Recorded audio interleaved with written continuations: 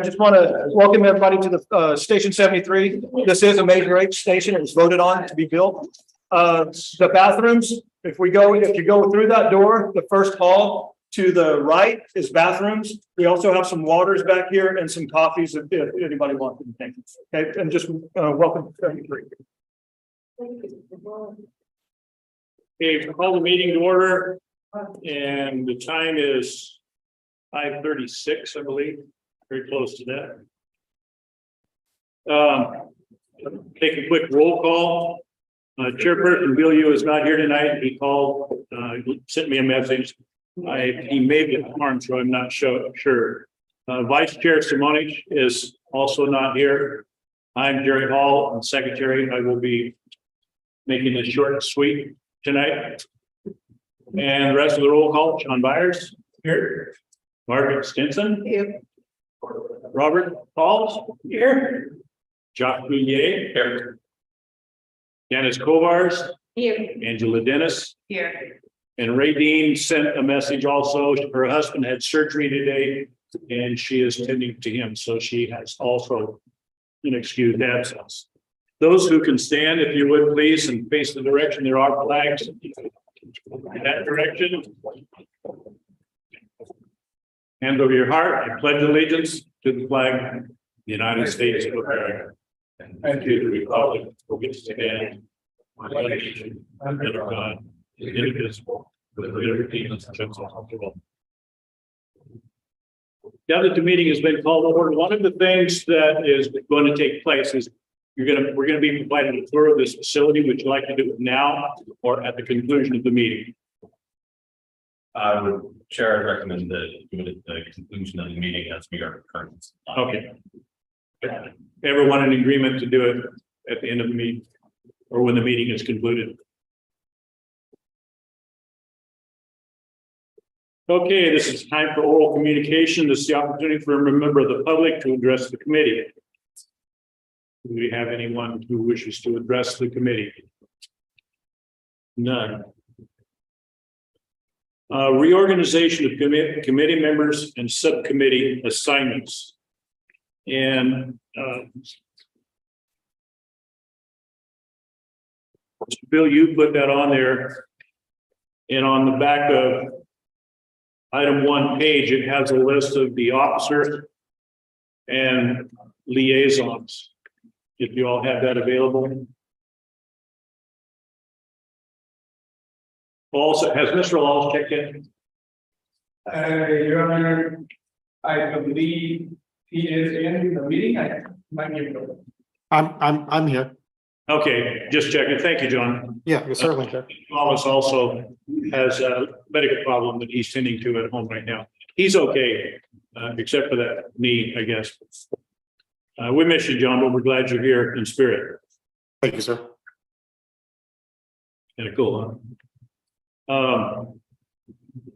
The only thing without the Johns here, Mr. Bill, you and Mr. Simonich, it would be difficult to go into consideration for changing chairpersons, vice chairpersons, secretary, etc. Unless, by acclamation, we want to agree that these 3 positions are just fine the way they are. Do that, or we could motion to move it to the next meeting. Your choice. I'll motion to move it to the next meeting. We have a motion to move the reorganization of the officers and liaisons till the next meeting. Do we have a second? I'll second. Do we have a second? Do we have any discussion? Give them the fighting chance to be able to get themselves out. I'm not concerned. I can whoop either one of them. No discussion. There being no discussion, we have a motion to second. No discussion. Motion carried. Your Honor, just for the sake of motion, if you want to go ahead and do a roll call vote, so we can have that. Okay, roll call vote for all those who agree with the motion. I agree with it. Byers? Yeah, I agree. Stinson? Yes. Laws? Yes. Soulier? Yes. Kovar? Yes. Dennis? Yes. And Strawn is absent still. Has everyone had a chance to read the draft minutes that were provided? We have draft minutes for November 17th, 2022. Have you all read those? Or had an opportunity? Do you need an opportunity? to read them.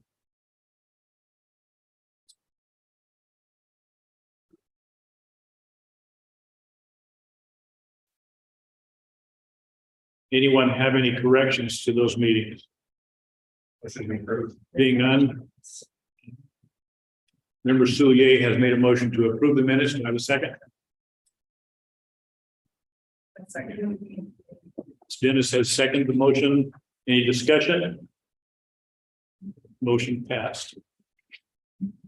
Review of second quarter major H expenditures for fiscal year 2022-2023.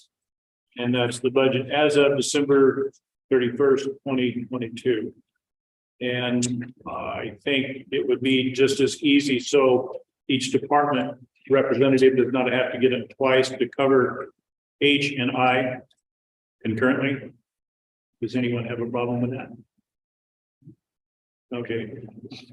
Chief Casella, would you like to start? Yeah, thank you, Mr. Hall and members of the committee. Mr. Hall and I met this morning. Had a cup of coffee, went over Measure H and I quarterly expenditure reports. We also discussed some ongoing projects again at the PD, and at this time, I'd like to give you some of those updates that we talked about last time and how they progressed.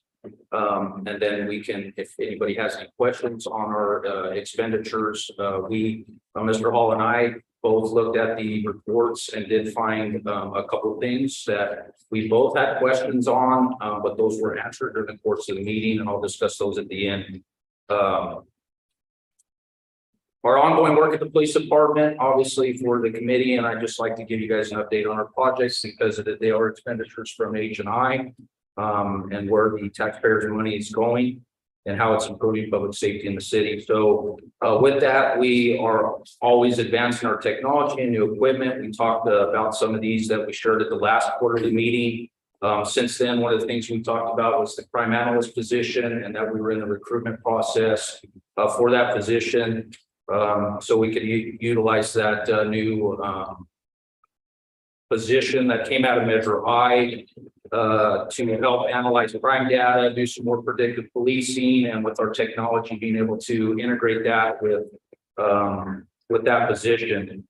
As we did that, we ended up hiring a person that was in-house that has the training and education, master's in degree in this area that she got over the last year, specifically focusing in the area of crime analysts from Cal State Fullerton, and that was Melinda Rios.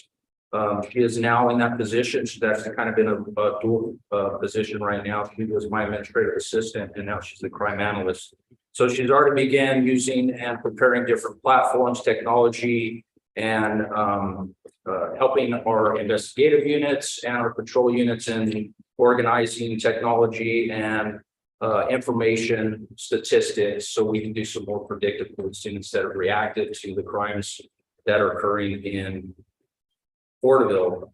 With that, she's assisted our detectives along with the sheriff's department in some ongoing investigations. We did assist with them in the Goshen investigation, and she was also instrumental in helping develop some information and processing some data for our investigators for the sheriff. Again, it's just another piece that will help public safety in Porterville. One of the new things that we did implement since the last meeting is Mr. Hall saw that this morning, although I bypassed this, but an iPad check-in at the police department.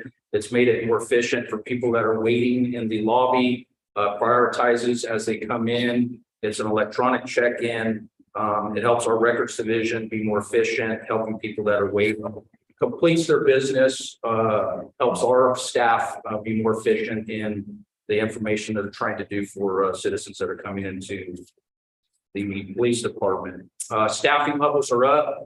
We just hired 6 cadets that we had in the police academy swore them in on February 3rd. They graduated the Tulare Kings Police Academy. 5 out of the 6 grew up in Porterville. We're excited about that. We like to try to hire people that are in this community, invested in this community, and are willing to give back to the community. These are both, one was an age position and the others were with the exception of one was the general fund. So again, increasing our staffing to provide public safety. This ran into a very large group of family members, so our entire briefing room.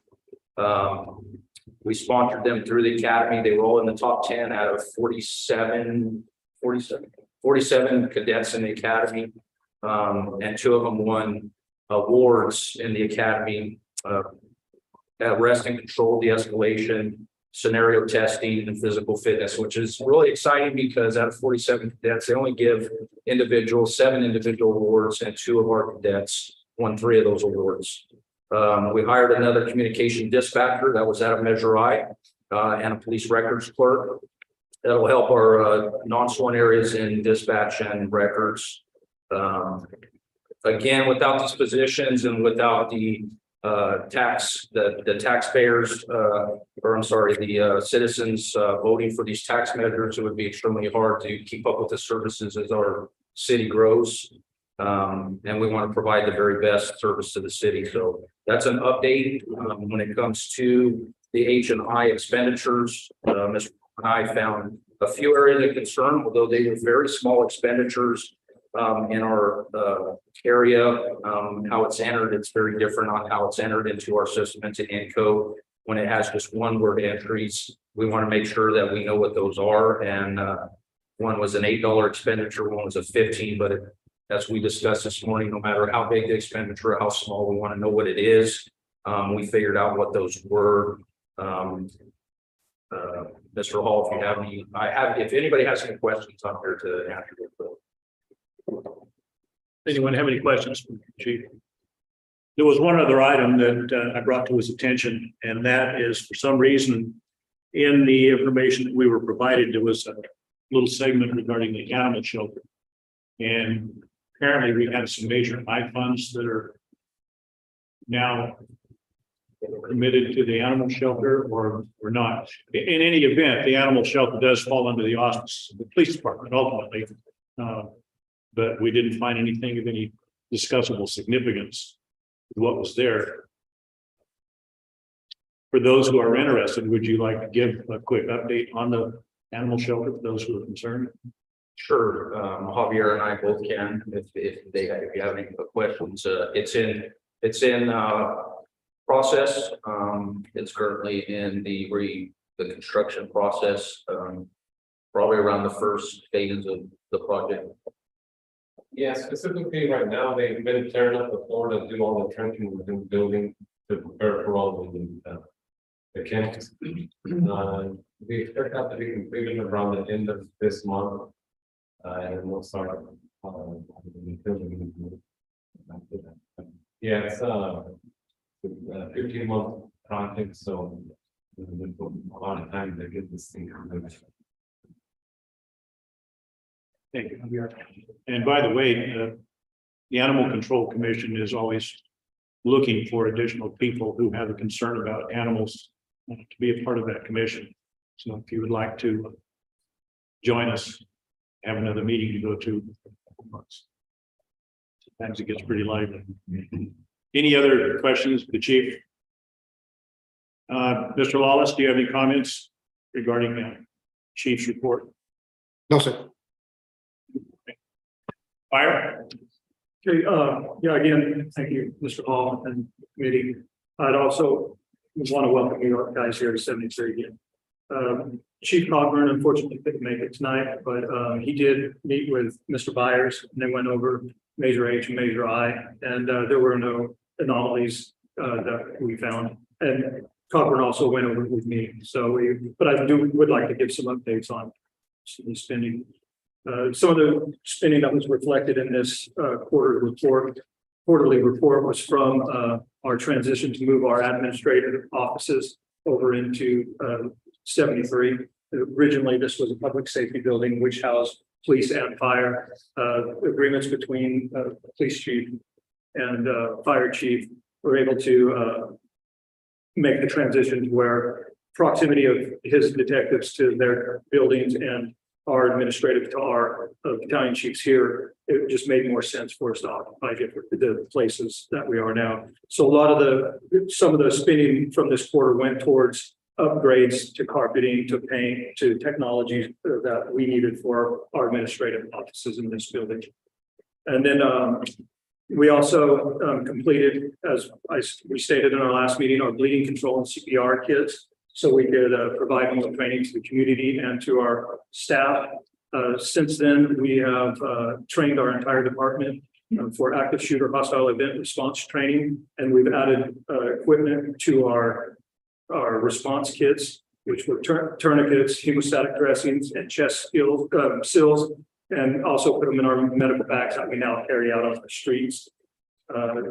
Additionally, in those bags are ballistic helmets and bulletproof vests, eye protection, just in case we have an active shooter or hostile event here in Porterville, and we can render aid fast. We are, in addition to that, we have started our bleeding control and hands-only CPR training. We started it with the Pathways program through the Porterville Unified School Districts, and so we have started that. Also, during this quarter, we continued a program that we'd already started with helmet cameras. Initially, the helmet cameras were only for our company officers, but through training and our post-incident analysis, we realized the benefit of having cameras on all our firefighters. So we're purchased firefighters through this quarter. We purchased helmet cameras for all our firefighters now. So when we have emergency incidents like rescues or fires, we'll be able to see the totality of the incident through all different eyes on the fire, and it'll help us in our post-incident analysis and our training. Lastly, one of the expenditures in here, we hired Mike Krause Consulting to assist with a community risk reduction and standards of coverage assessment. That has been fully completed, and we're now in the next stage of developing our strategic plan for the next 5 years.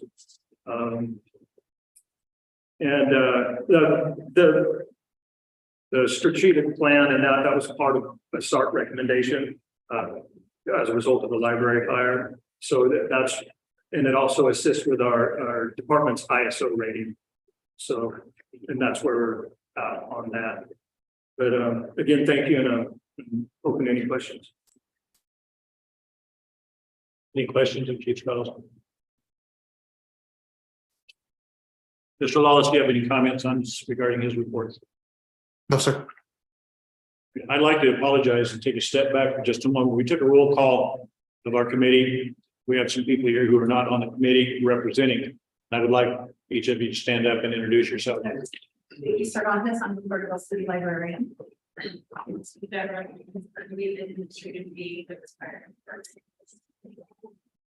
John Peters, actually investigations captain. We know. Chris Pisani, the Times Chief of Fire. Mike, chief assistant, I mean, public.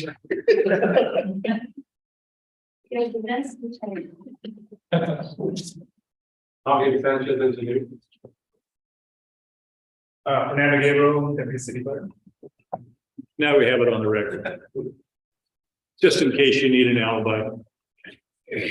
Library, do we have a report? Well, I met with Margaret and Janice yesterday morning, not much has changed in our budget, and so, we're gonna be underexpended again, because our facility is a lot smaller and operational cost for that smaller facility is not as high.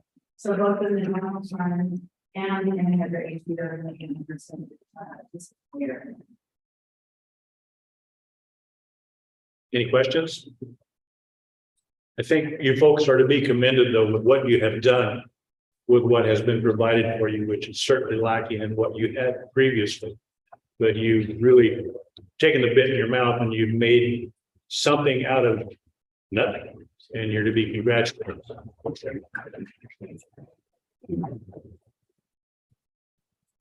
Mr. Lawless? Okay, Margaret wants to. On the library, at the last meeting, I asked about the handicap parking. Well, they do, I find out they do have handicap parking, but it's a mile away from the library. It's at the side of the thing. My thought is, take some of those, make them into regular parking spaces, take some of the regular parking spaces, make them into handicap. You'll have the same number of parking spaces, but it's too far for people going to the library that are handicapped to walk where they are to the library. And I know that there have been discussions that, reached out to the property owner to discuss those improvements. And either with this right now, I'm community development, I don't think the laws have been given any update on that. But if not, we'll follow up again and check in, we can make that happen. Mr. Lawless, did you get the gist of that? I couldn't hear. It was kind of echoing a little bit, Javier's comment. At our last meeting, it was discussed that the handicap parking is not proximal to the library. It's down quite a ways in the parking facility itself. And anyone using the handicap parking has to walk a long ways to the library, or they have to take their chances on trying to find a convenient parking place that's near the library. And it was discussed at the meeting that it be looked into to see if the property owner could be convinced that if there were some convenient handicap parking in closer to the library, it would be much more convenient for their use. Yeah, I knew Javier was going to look into that. Javier just threw you down. He said you were supposed to look into it. Oh, okay. All right. We reached out to the property owner. Can you hear Javier? Yes, I can now. Yeah, so we reached out to the property owner and, you know, we need to get an answer from them. We haven't gotten. Yeah. All right. Yeah, Jason right now has been working with him extensively on those things. So, on other business matters. So we'll circle back with him. Thank you, John. We just wanted to make sure that Margaret knew that you didn't forget her and that you are working on it. And, No, I knew that. she realizes sometimes the pace of government is not what we would like it to be, but they will take care of it. Yeah, finally, share an update on the library RFQ for the new library. Well, that's expected to be released sometime in March. Actually, when we put it before council to authorize releasing a request for qualifications to bring a consultant on board to start that design process. Did you all get that? They are going to present before council a request for authorization to get a study to find out the cost of a new library. No, a consultant to begin the design. All right, to begin the design. So that's progress. If I can add, the property's been acquired, and so this would be the next step in initiating design of the facility. And then looking at what it probably be about approximately a year to accomplish the design, and then do a advertise for bid for construction approximately a year from now. Thank you, John. Public Works, roads. Members of the committee, just to provide some context, we did have correspondence with representatives in the committee at the time with the questions, and happy to answer the questions if anything has come up with the additional review. Efforts for street projects as outlined in the report continue. Pavement management program continues. Self-perform efforts, we're about 80% through this fiscal year's AC hot paving. The last couple sections will be a couple stretches on one on Olive at F Street, and then another one on Anderson in Prospect, and the last section of Morton in between the railroad tracks. And then we'll be starting the planning phases for the next fiscal year. Happy to answer any questions. What about those areas where the construction company came in and tore up the roads to install new sewer lines? So the majority of those have been agreed upon and paid back, so a lot of those have already been replaced. And done, and others are in the process. So depending on the location of where the area that you're in question, we can look at that, but a large percentage have already been paid back and replaced, and we're working through the. If the weather continues to cooperate, they should all be done early March.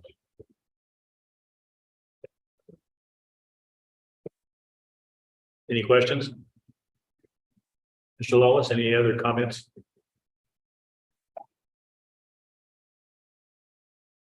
Do we have any other matters that someone would like to discuss that is not on the agenda?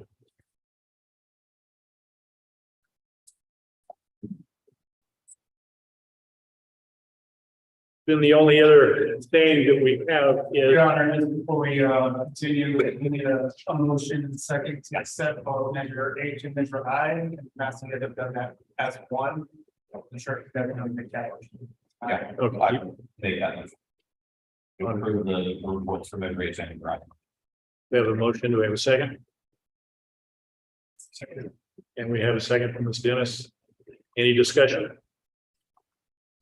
Having a motion and a second, no discussion. And then if I'm gonna just go ahead and hold the like vote for that item. I can do it. Go for it.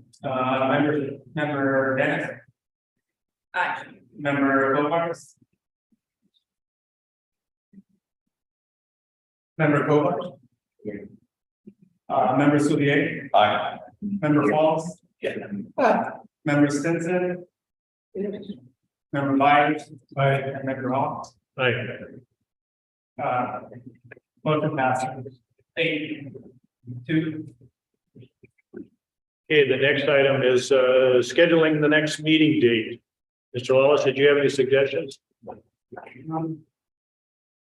Unfortunately, Mr. Boss had to step away from the moment. Not without looking at the calendar at when the next meeting time will be. And say if it's. In May. Is it maybe?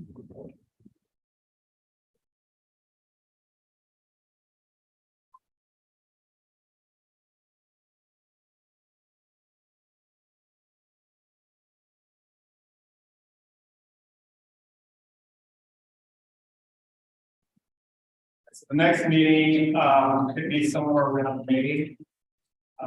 As far as the date, committee on it would be. Can we stay away from Fair Week, please? May 17th. Okay. First and second of the marriage. Believe so. So avoid the whole third week of May.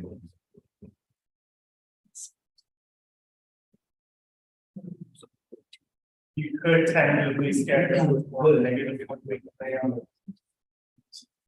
28th. There is a budget calendar that reflects a meeting for May 18th. So we can change that. What was the tentative schedule for budget review on May 18th? John, I don't know if you're available, can you hear? Yes, I can hear. We're discussing the next scheduling of the meeting date. Yes. Yeah, in the middle May timeframe, we would have a proposed budget, which typically we present to the committee prior to presentation to the city council in June. Which I believe that's review is scheduled for the 18th of May. Right. I don't know if that presents any difficulties for any members of the committee. It's right in the middle. It's right in the middle of the fair. All right. Well, is Maria there? Yes. All right. So that's the important that's the important vote of maybe go a week later, Maria. 25th. The 25th work. 25th.